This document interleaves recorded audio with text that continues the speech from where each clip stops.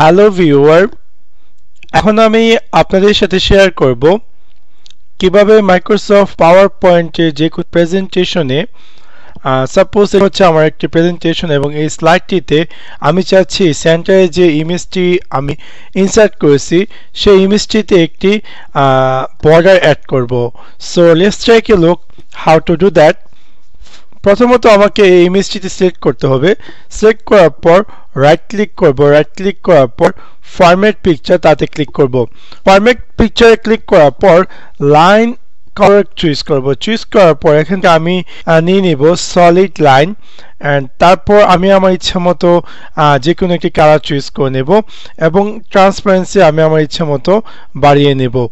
তারপর simply close করে দিলে আমি দেখতে পারবো যে এই ইমেজটিতে একটু আগে যে সেটআপটি আমি দিয়েছি তার স্লাইড বর্ডারটি অ্যাপিয়ার করছে। So that's it. Thanks for watch my video. Like and subscribe.